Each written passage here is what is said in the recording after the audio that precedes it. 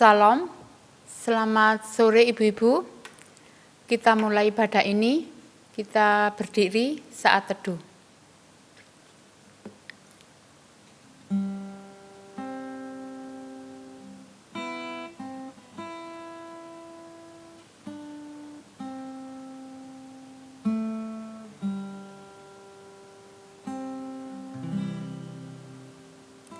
Kita mulai ibadah ini demi Allah Bapa, Allah Putra, dan Allah Roh Kudus. Amin. Ibu-ibu dipersilakan duduk. Puji syukur pada Tuhan kalau sore hari ini kita bisa mengikuti ibadah Komisi Wanita Unika meskipun dengan acara online. Kita memuji Tuhan, tak tersembunyi kuasa Allah.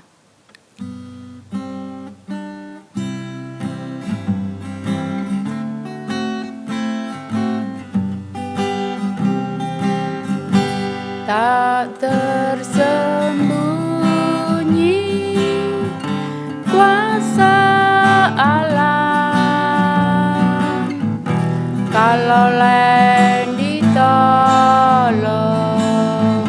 saya juga. Tangannya terbuka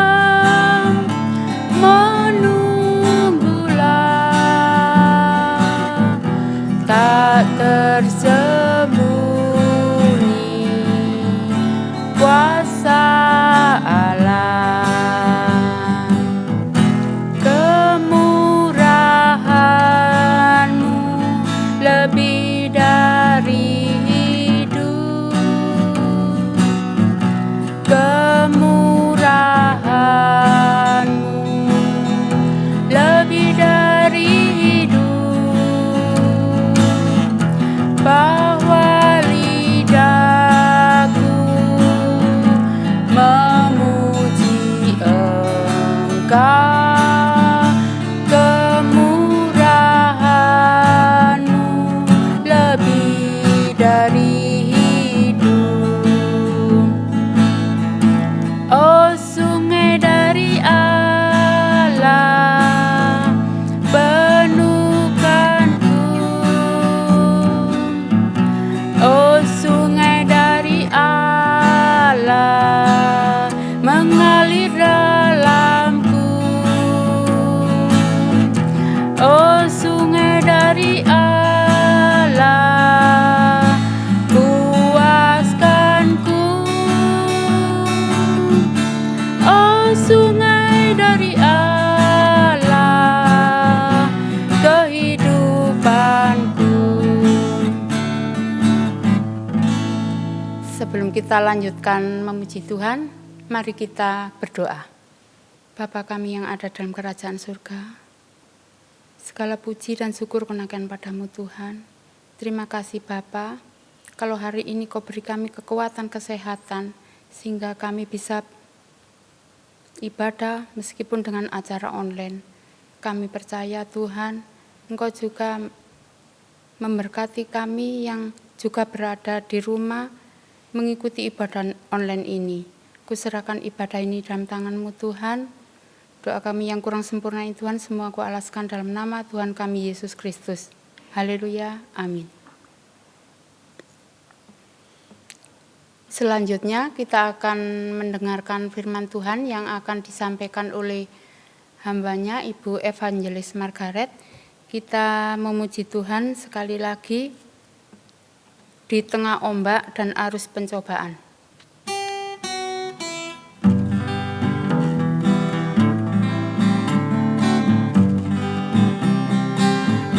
Di tengah ombak dan arus pencobaan,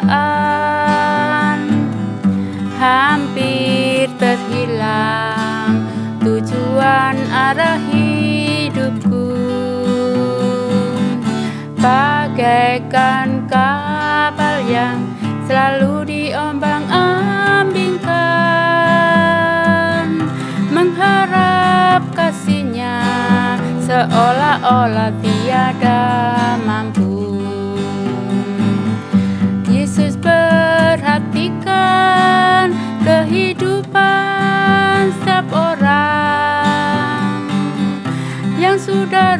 dibetulkan dengan penuh kasih sayang.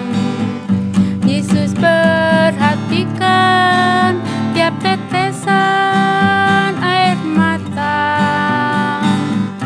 Dia mengenal hatimu yang penuh penyesalan dosa.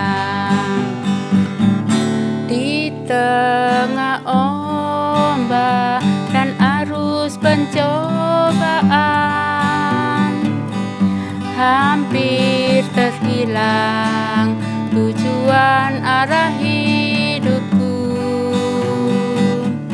Bagaikan kapal yang selalu diombang-ambingkan, mengharap kasihnya seolah-olah tiada mampu. Yesus perhatikan kehidupan setiap orang yang sudah rusak, dibetulkan dengan penuh kasih sayang. Yesus perhatikan kehidupan setiap orang. Dia mengenal hatiku yang penuh penyesalan dosa.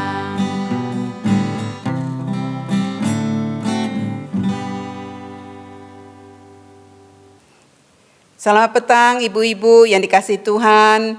Apa kabar?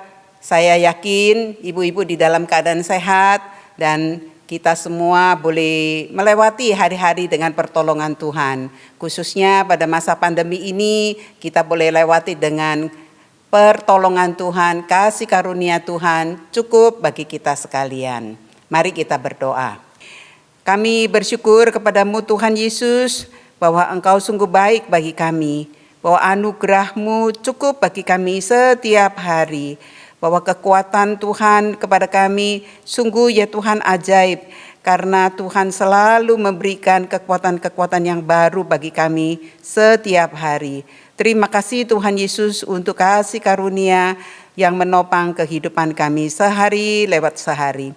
Bapa di dalam surga, pada waktu ini ya Tuhan kami mau menyerahkan perenungan daripada firman Tuhan. Kiranya Kau juga yang sertai kami, urapi hamba-Mu, dan kami semua ya Tuhan boleh mengerti akan firman-Mu. Terpujilah nama-Mu, di dalam nama Tuhan Yesus kami naikkan doa ini.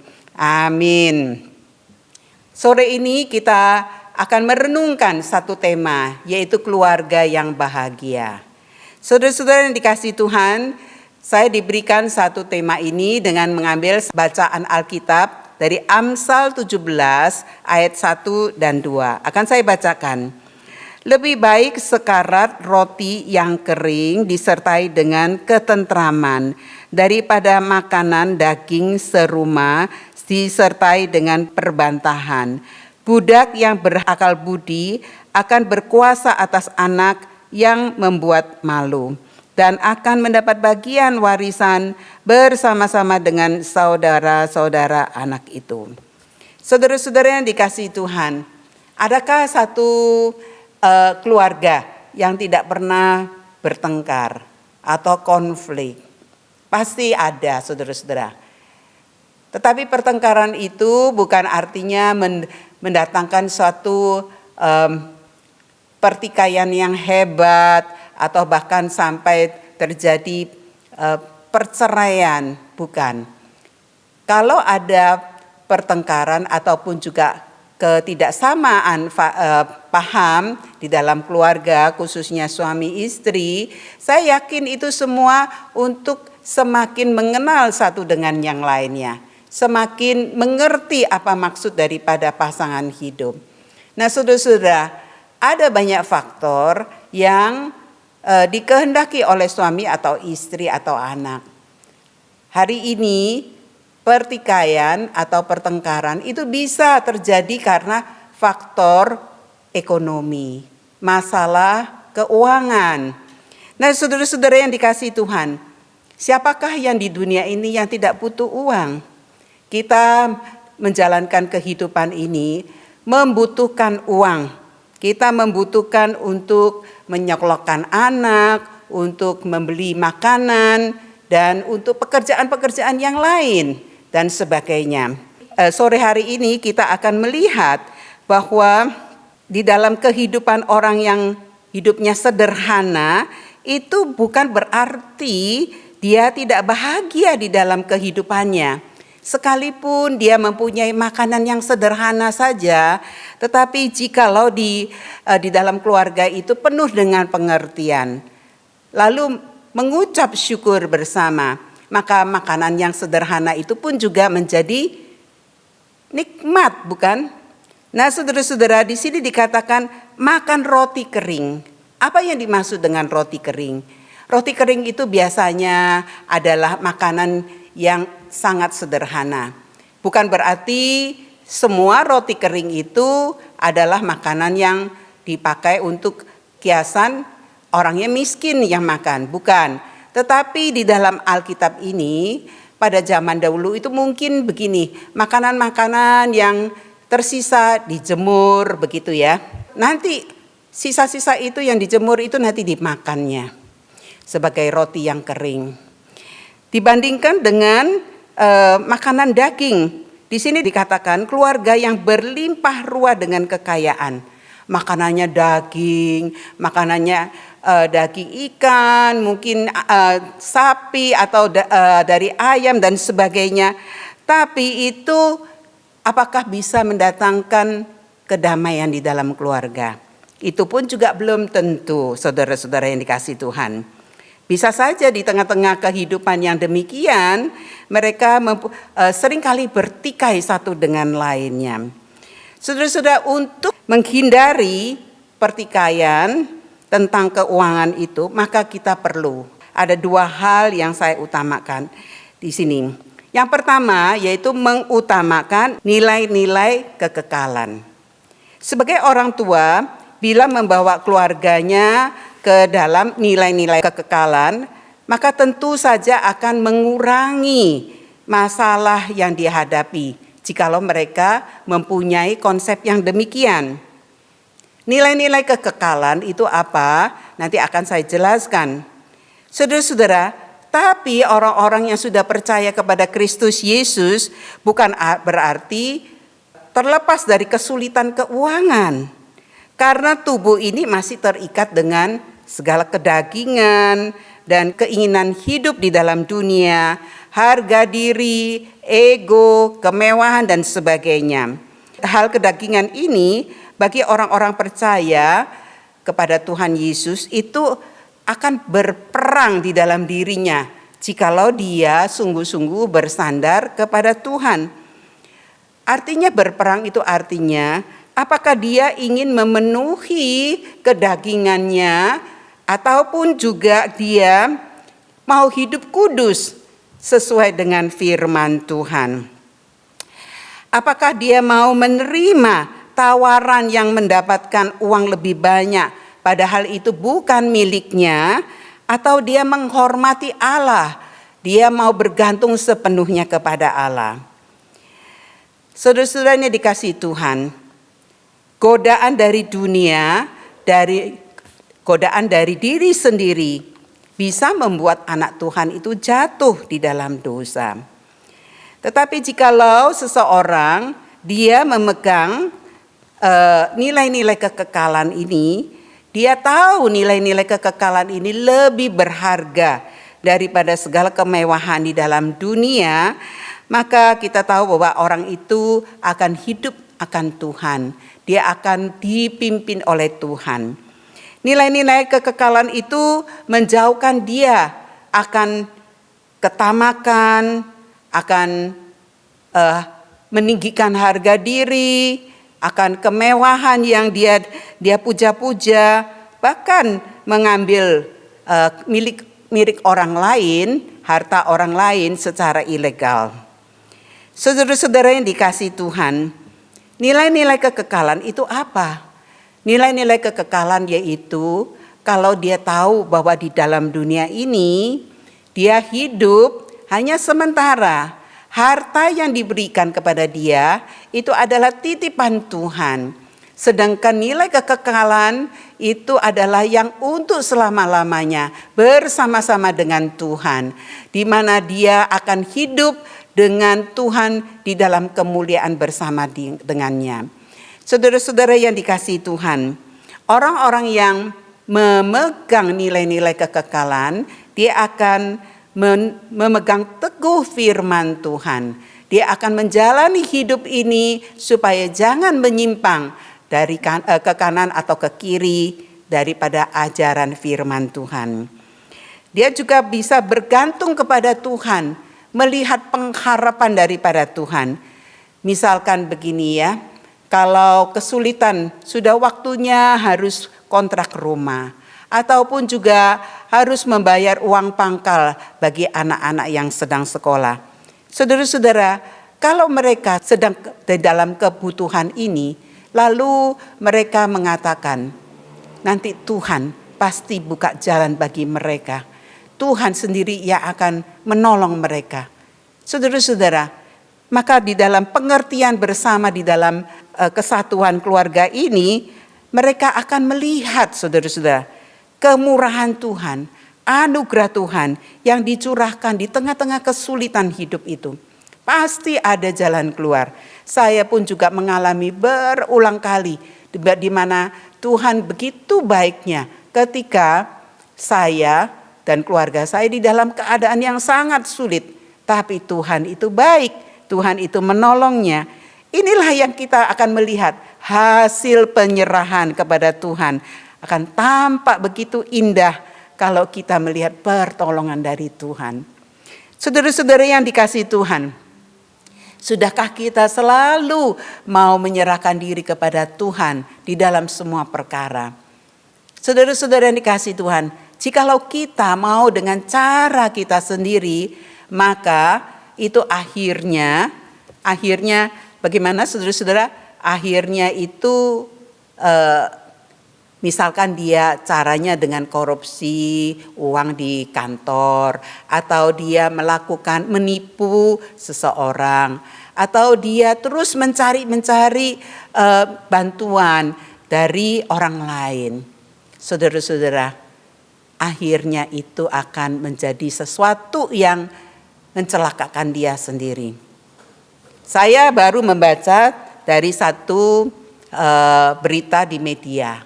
Ada seorang yang tadinya dia mendirikan gereja yang begitu mewah, bagus gitu ya di negeri lain. Nah, suatu waktu dia akhirnya ketangkap. Ternyata dia pakai uang orang lain. Nah, saudara-saudara, bukankah ini mencelakakan dirinya sendiri? Dia pikir dia bisa menyogok Tuhan dengan mendirikan sebuah gereja, tetapi perilakunya menyimpang daripada firman Tuhan.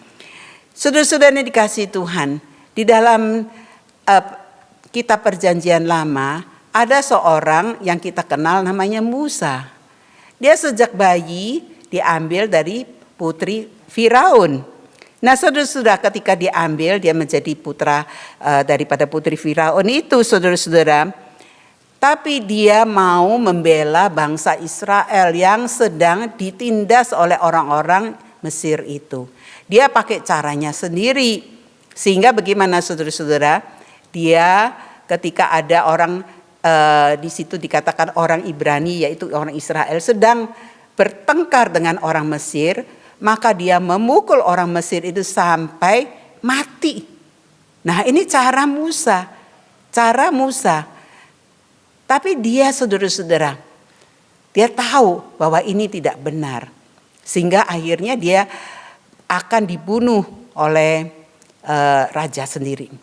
Saudara-saudara yang dikasihi Tuhan, kalau kita lihat keadaan Musa, semakin dewasa dia mengerti sebetulnya caranya tidak benar. Tetapi dia ingin membela orang-orang miskin, orang-orang Ibrani yang tertindas itu. Dan dia menyerahkan sepenuh hidupnya kepada Tuhan. Pada Ibrani pasal yang ke-11 ayat yang ke-24, 25, di situ dikatakan, karena iman maka Musa setelah dewasa menolak disebut anak putri Firaun. karena ia lebih suka menderita sengsara dengan umat Allah daripada untuk sementara menikmati kesenangan dari dosa. Jadi saudara-saudara, dia tidak mau lagi tinggal di istana, memang karena dia memang sedang dicari-cari. Tapi saudara-saudara, dia di sini kita lihat bahwa kesenangan yang ada di dosa itu dia tidak mau ambil. Tetapi dia mau menderita sengsara bersama-sama dengan umat Allah daripada dia menikmati apa yang ada di dalam istana itu.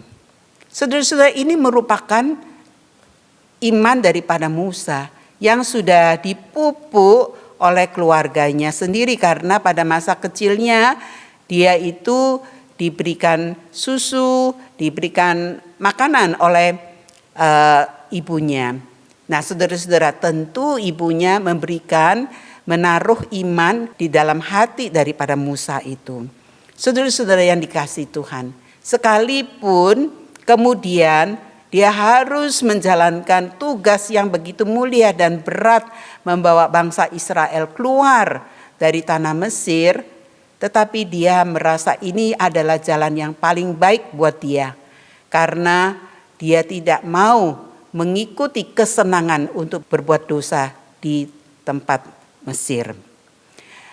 Saudara-saudara, ibu-ibu yang dikasihi Tuhan, jadi yang pertama saudara-saudara, jadi kalau keluarga itu, bagaimana orang tua mengajarkan tentang nilai-nilai kekekalan, anak-anak pun juga akan menjalankan hidup takut akan Tuhan. Daripada dia mencari segala kemawahan, kedagingan di dalam dunia ini. Hal yang kedua, yaitu dari ayat yang kedua tadi. Saudara-saudara, hal yang kedua yaitu bijaksana mengelola harta. Bijaksana mengelola harta. Sebagian orang tua yang kaya raya hanya bisa memberikan uang kepada anaknya, memberikan anaknya uang. Sehingga anaknya itu dengan gaya hidup yang berfoya-foya, dia tidak tahu bagaimana mencari uang itu dengan susah. Lalu dia juga tidak tahu bagaimana mengelola uang itu. Maka setelah ayahnya meninggal, anak ini yang hidupnya sudah di sini dikatakan membuatnya malu, membuat keluarganya malu, dia tidak tahu bagaimana menghidupi diri sendiri. Saya ulang di dalam ayat yang kedua daripada Fatsal yang ke-17 dari kitab Amsal. Budak yang berakal budi akan berkuasa atas anak yang membuat malu dan akan mendapat bagian warisan bersama-sama dengan saudara-saudara anak itu. Saudara-saudara, budak yang berakal budi, dia diberikan satu kuasa oleh majikannya karena dia berakal budi. Dia bisa mengelola keuangan daripada majikannya ini dengan baik daripada anaknya sendiri yang berbuat hal-hal yang memalukan keluarga. Bahkan nanti kemudian budak itu mendapatkan warisan. Bukankah banyak kita dengar dari keluarga-keluarga yang akhirnya budak itulah yang memiliki banyak harta karena dia sudah bisa mengatur segala sesuatu yang dimiliki oleh majikannya. Di sini saudara-saudara, karena budak itu yang menjadi budak itu kaya tidak? Tentu tidak. Biasanya orang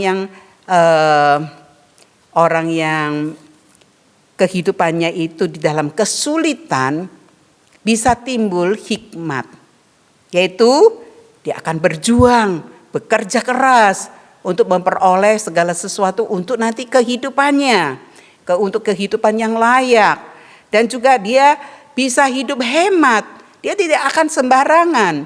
Kalau orang kaya itu anak mau bilang, saya minta beli mobil baru, ayah memberikan.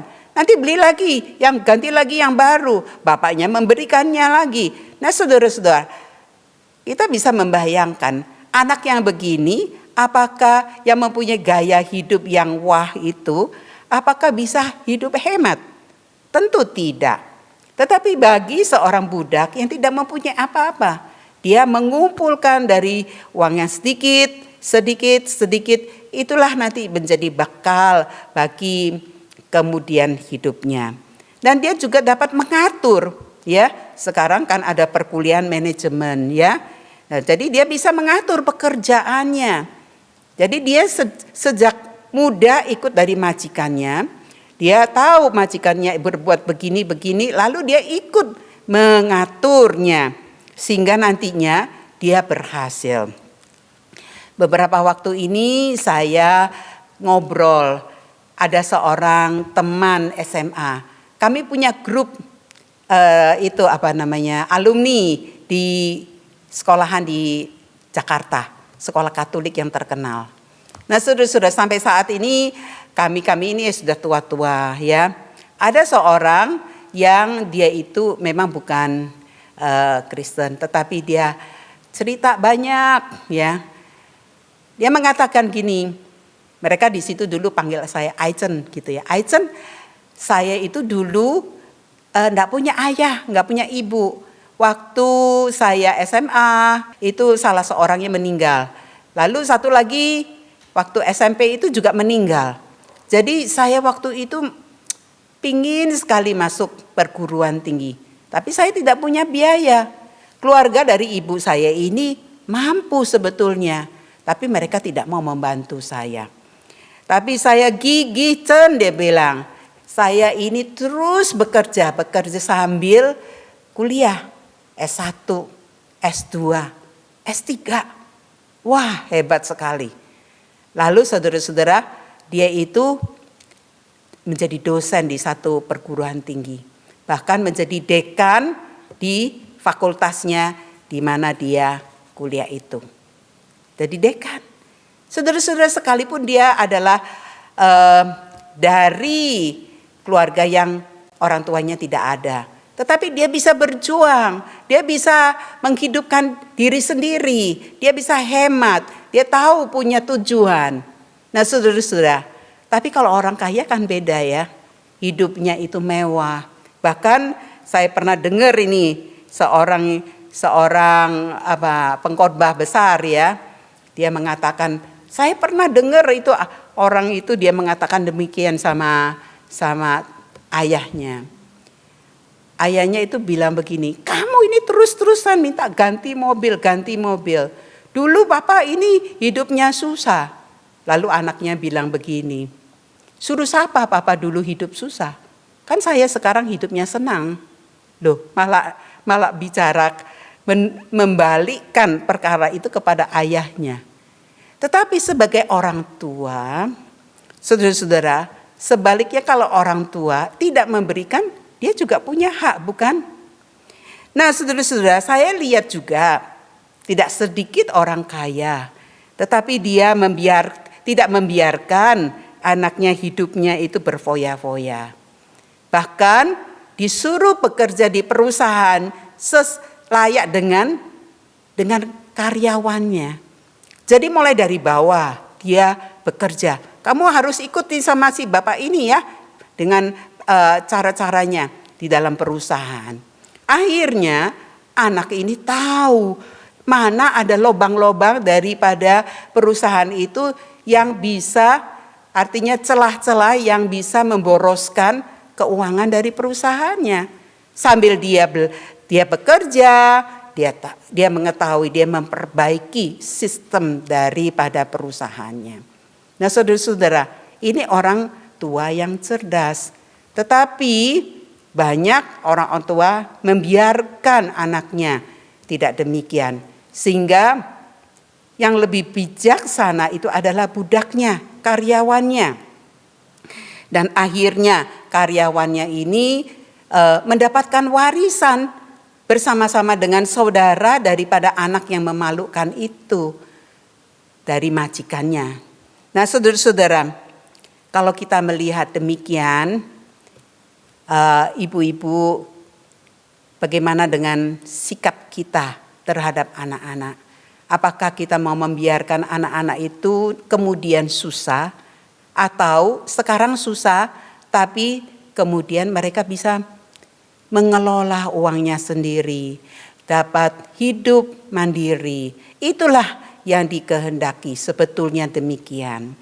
Di dalam hal ini juga, saudara-saudara, saya katakan kalau kita itu bijaksana, kita juga bisa menggunakan uang kita yang fana ini menjadi pekerjaan Tuhan yang mendatangkan kekekalan.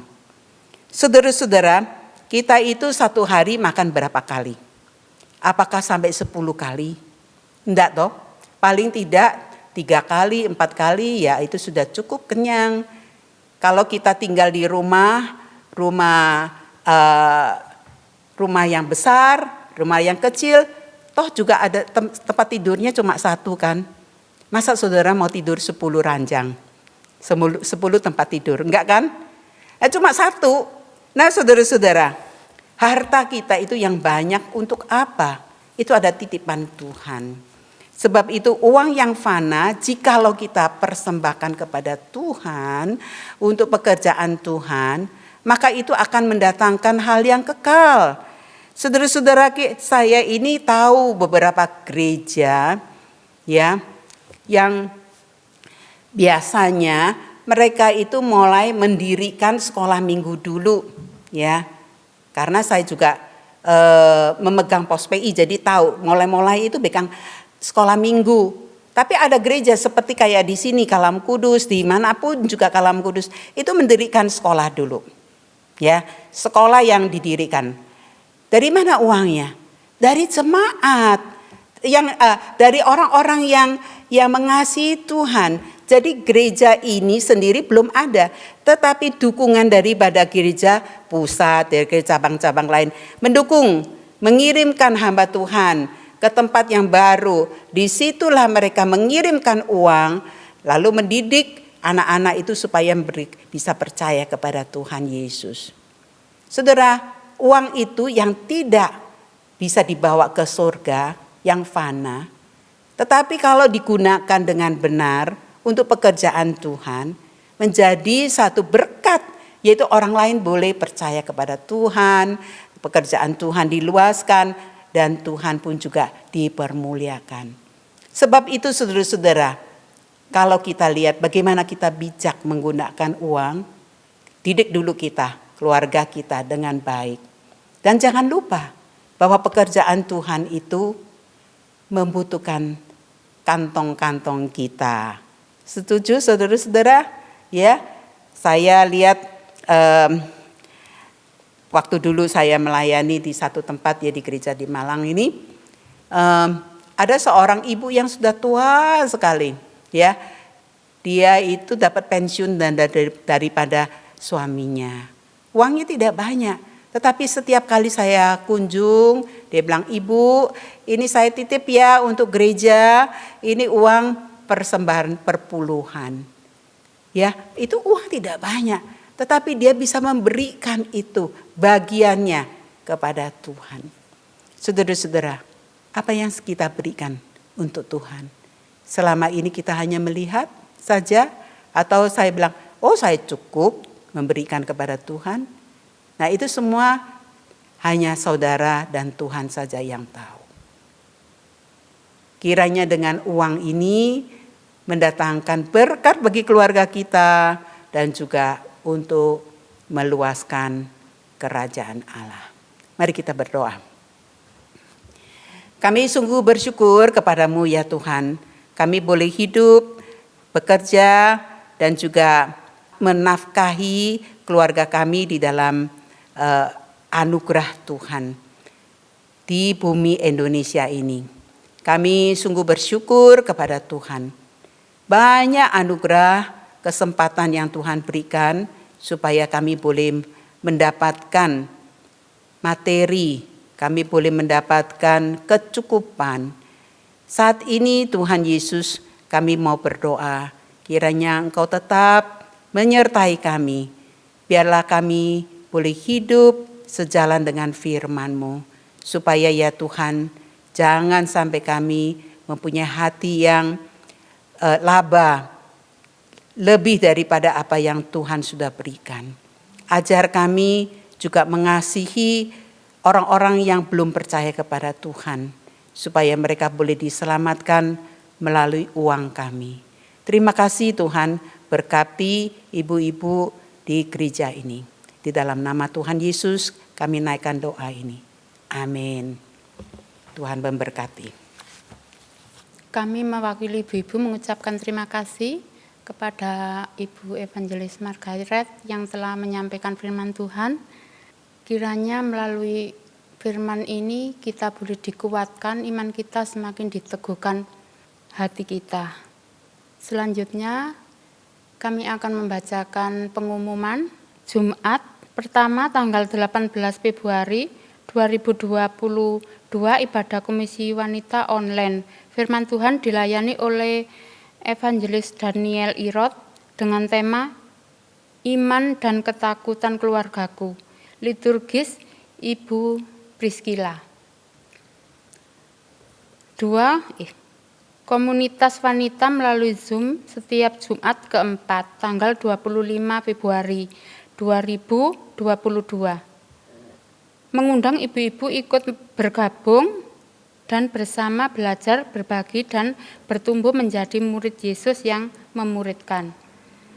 Menghimbau ibu-ibu untuk tetap menjaga imun tubuh agar tetap sehat dan kuat melawan virus Omikron. Sekian pengumuman dari kami. Mari kita memuji Tuhan. Bapa, terima kasih.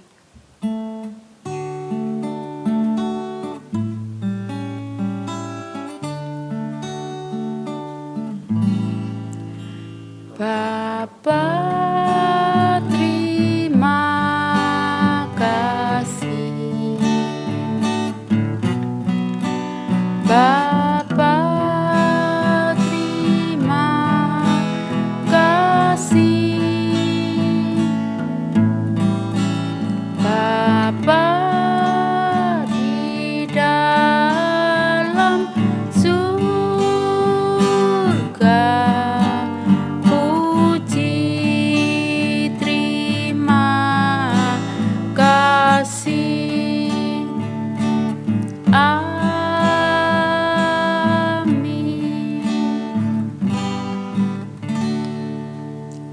ibadah selesai, saat teduh, Tuhan Yesus memberkati.